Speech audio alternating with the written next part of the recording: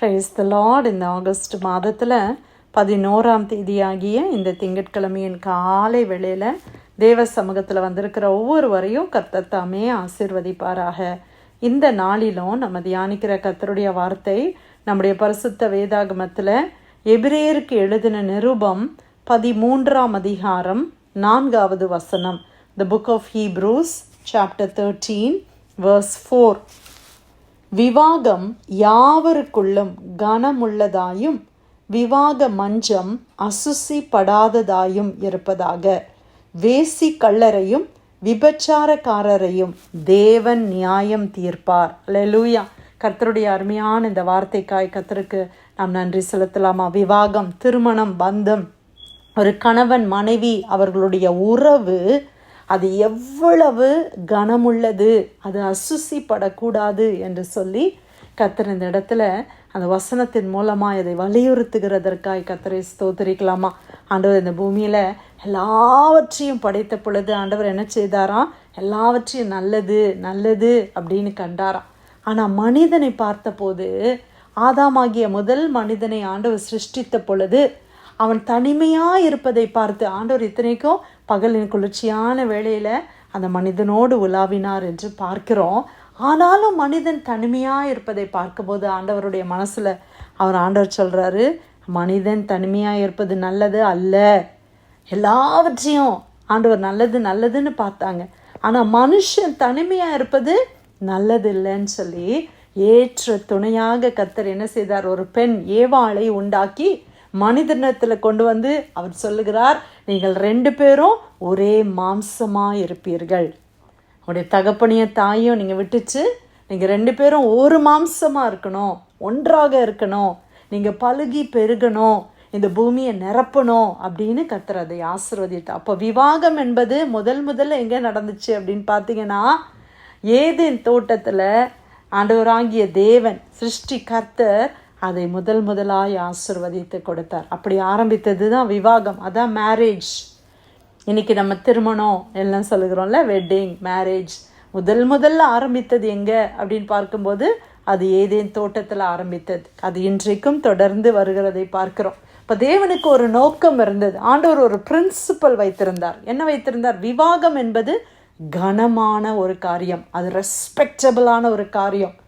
அது ஒரு honourable, marriage is honourable to all men, எல்லாருக்குள்ளேயும். அது கிறிஸ்தவர்களுக்கு மட்டுமல்ல, தேவனால் படைக்கப்பட்ட எல்லாருக்குள்ளேயும் இந்த விவாகம் என்பது அது கனமுள்ளது என்று கர்த்தர் சொல்லுகிறார். விவாக மஞ்சம், த பெட், கணவனும் மனைவியும் இருக்கிற அந்த ஐக்கியம், அவர்கள் சரீரத்தில் ஒன்றாக இணைகிற அந்த ஐக்கியத்தை கர்த்தர் அசுசிப்படக்கூடாது என்று சொல்லுகிறார். ஆனால் இன்றைக்கி நம்ம உலகத்தில் பார்க்கும் பொழுது எப்படியோ இது எப்படியெல்லாமோ இது மாறிவிட்டதை நாம் பார்க்க முடிகிறது. அல்லேலூயா. இன்னைக்கு திருமணம் என்கிற ஒரு பந்தத்துக்குள்ளே வந்து தான் ஒரு சில உறவுகளை நாம் செய்ய முடியும். கர்த்தர் அப்படியாகத்தான் அதை அமைத்திருந்தார். ஆனால் இன்னைக்கு இந்த செக்ஷுவல் பெர்வர்சிட்டி ரொம்ப அதிகமாகிவிட்டது. திருமணமாகாமலேயே அநேக காரியங்களை செய்ய ஆரம்பித்து விட்டார்கள். திருமணமாகாமலேயே இன்றைக்கி பிள்ளைங்க பிறக்கிறத அதை தவறுன்னு சொல்லாமல் அதை ஜஸ்டிஃபை பண்ணுகிற ஒரு கூட்டம் இன்னைக்கு கிறிஸ்தவர்களுக்குள்ளேயும் எழும்பி விட்டது. இன்னைக்கு ஊழியர்களுக்குள்ளேயும் அப்படிப்பட்ட கூட்டங்கள் அநேகர் எழும்புகிறத நம்ம பார்க்குறோம். ஆனால் கர்த்தருடைய வார்த்தை சொல்லுகிறது, விவாகம் மிகவும் கனமுள்ளது. விவாக மஞ்சம் என்பது அந்த மேரேஜ் பெட், அது அன்டிஃபைல்டாக இருக்கணும், அது அசுசி படக்கூடாது என்று கர்த்தர் சொல்லுகிறார். அல்லேலூயா. இன்றைக்கி எப்படியெல்லாமோ இந்த சொசைட்டி இதை மாற்றி விட்டது பிரியமானவர்களே. இன்றைக்கி பாய் ஃப்ரெண்டு, கேர்ள் ஃப்ரெண்டு, அப்புறம் லிவ் இன் பாய் ஃப்ரெண்டுன்றாங்க. திருமணம் ஆகாமலேயே இது என்னுடைய, அவங்க எப்படி இன்ட்ரடியூஸ் பண்ணுறாங்கன்னா, இது என்னுடைய டாட்டர்ஸ் ஃபாதர், இது என்னுடைய மகனுடைய தகப்பன் அப்படின்னு சொல்கிறாங்க. அப்போ அது யார் உங்களுக்கு கணவரா அப்படின்னா கணவர் இல்லை, ஆனால் அது அவனுக்கும் எனக்கும் பிறந்த பிள்ளை. ஆனால் திருமணமே ஆகாமல் அநேகர் பிள்ளைகளை பெற்று வாழுகிற கலாச்சாரம் இன்னைக்கு வெஸ்டர்ன் கண்ட்ரீஸில் இது அதிகமாக இருக்கிறது. இது நம்மளுடைய தேசங்களையும் தாக்குகிறது. ஆனால் இது கர்த்தருக்கு பிரியமில்லாத ஒரு காரியம். சில காரியத்தை நம்ம அநேகர்கிட்ட கற்றுக்கொள்ளுகிறோம்.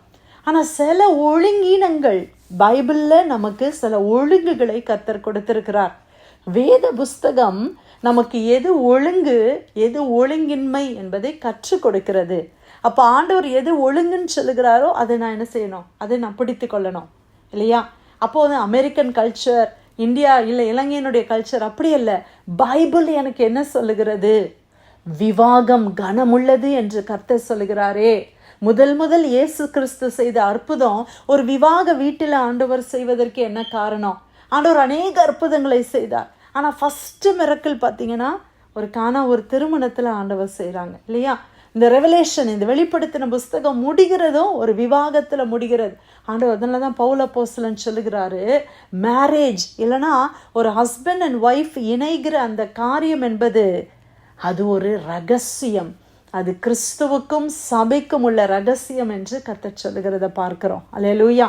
அதனால தான் அதை உடன்படிக்கை என்று நம்ம சொல்லுகிறோம். கணவனும் மனைவியும் சபையில் சர்ச்சில் ஒரு மாப்பிள்ளையும் பெண்ணும் என்ன பண்ணுகிறாங்க, சபையார் முன்னிலையில் கர்த்தருக்கு முன்னால் அவங்க ஒப்பந்தம் பண்ணுகிறாங்க. நான் கடைசி மட்டும், என்னுடைய கடைசி ஜீவன் இருக்கிற மட்டும் நான் உனக்கு உண்மையாக வாழுவேன், என்கிட்ட இருக்கிறது எல்லாம் உனக்கு அப்படின்னு சொல்லி அவங்க ஒப்பந்தம் பண்ணி அதை சபை ஆசிர்வதித்து, ஜனங்கள் ஆசிர்வதித்து அவர்கள் கணவன் மனைவியாக அவர்கள் பிரிந்து ஒரு குடும்பமாக வாழ ஆரம்பிக்கிறார்கள். இது தேவனுடைய நியமம்.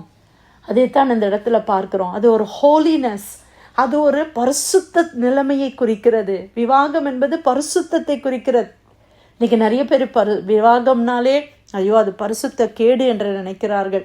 விவாகம் பண்ணிச்சா அது பரிசுத்தம் இல்லாமல் நான் வாழுகிற வாழ்க்கை, அதனால் நான் விவாகமே பண்ணாமல், நான் திருமணமே பண்ணாமல் நான் ஆண்டவருக்கு சேவை செய்யணும். அது ஒரு விதம்.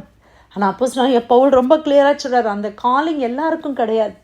நான் விவாகமே பண்ணாமல் நான் ஆண்டவருக்கு ஊழியம் செய்யணுன்றது சிலருக்கு கொடுக்கப்பட்ட அழைப்பு. அதில் சிலரால் தான் நிலைத்திருக்க முடியும், எல்லாராலையும் அதில் நிலைத்திருக்க முடியாது. ஆகவே தவறு செய்து விடாதபடி நீங்கள் என்ன செய்து கொள்ளுங்கள், ஒரு மனைவியோட ஒரு புருஷனோட ஐக்கியமாக இருந்து நீங்கள் ஊழியம் செய்யுங்க அப்படின்னு ஆண்டவர் நமக்கு கொடுக்குறார் இல்லையா? அதான் வேதம் நமக்கு கொடுக்குறார்.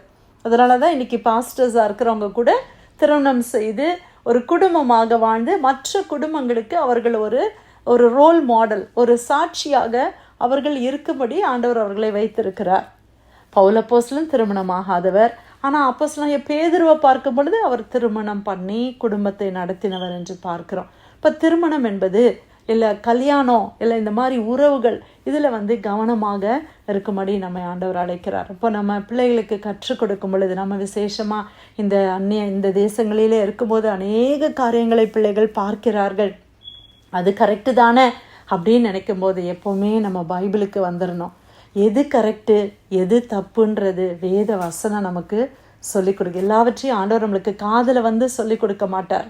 எல்லாத்துலேயும் தரிசனத்தில் ஆண்டவர் நமக்கு காட்ட மாட்டார். ஏன்னா ஆண்டவர் எழுதி கொடுத்து விட்டார். வார்த்தை என்கிற வேதத்தை என் கையில் ஆண்டவர் கொடுத்துட்டாங்க. இந்த வேதத்தில் இந்த வாழ்க்கை முறையை கர்த்தர் எழுதி கொடுத்திருக்கிறார்.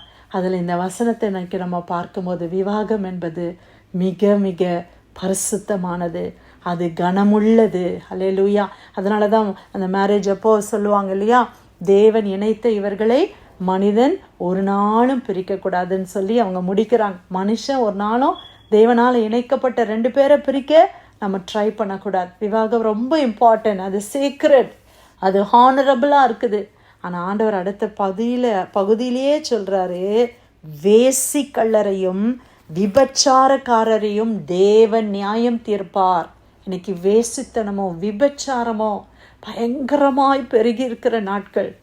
கணவன் மனைவிக்கு விரோதமாய் துரோகம் பண்ணுகிறார்கள், மனைவி கணவனுக்கு விரோதமான துரோகம் பண்ணுகிறத நம்ம பார்க்கிறோம். அப்படியான காரியங்களை கர்த்தர் நியாயம் தீர்ப்பேன் என்று சொல்லுகிறார். அது வேசித்தனம், அது விபச்சாரம், அது திருமணத்துக்குள்ளே ஒரு நாளும் வரக்கூடாது என்பதை ஆண்டவர் இந்த இடத்துல வலியுறுத்துகிறத பார்க்கணும். இன்னைக்கு எத்தனை குடும்பங்கள் உடைந்து போயிருக்கிறது. இன்னைக்கு எத்தனை பிள்ளைகள் அது நிமித்தம் பாதிக்கப்பட்டிருக்கிறார்கள். அந்த பிள்ளைங்களுடைய இருதயத்தில் இருக்கிற அந்த கஷ்டங்கள் அவருடைய லைஃப் லாங்காக அவர்களோடு இருக்கிறத பார்க்குறோம். ஆகவே விவாகம் என்பது மேரேஜில் நம்ம கவனமாக இருக்கணும். குடும்ப வாழ்க்கையை தேவன் அமைத்து கொடுத்திருக்கிறார்.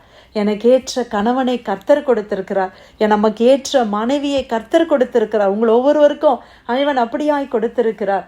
ஆண்டவருடைய வார்த்தையின்படி ஒரு கணவனோ மனைவியோ அவங்க இறந்த பிறகு அவங்க ஃப்ரீ ஆகுறாங்க. மற்றவங்களோட கூட அவங்க இன்னொரு திருமணம் பண்ண வேண்டுமானால் பண்ணலாம் என்று கர்த்தர் சொல்லுகிறத நம்ம பார்க்குறோம். ஆனால் இந்த டிவோர்ஸ் பண்ணி இன்னொருத்தரை திருமணம் பண்ணுகிறது ஆண்டவருடைய வேதத்தின்படி அதை குறித்து நம்ம பார்க்கும்போது அது விபச்சாரத்துக்கு ஆண்டவர் சொல்லுகிறத நம்ம ஈடாய் பார்க்குறோம். ஆனால் இன்றைக்கி உள்ள சினாரியோவில் இந்த வார்த்தைகளை நாம் சொல்லக்கூட முடியாத அளவுக்கு இன்றைக்கி எவ்வளோ காரியங்கள் நடக்கிறத நம்ம பார்க்குறோம். ஆனால் வேத புஸ்தகத்தில் ஆண்டவர் எழுதி கொடுத்தவைகள் அது பரிசுத்தமானவைகள்.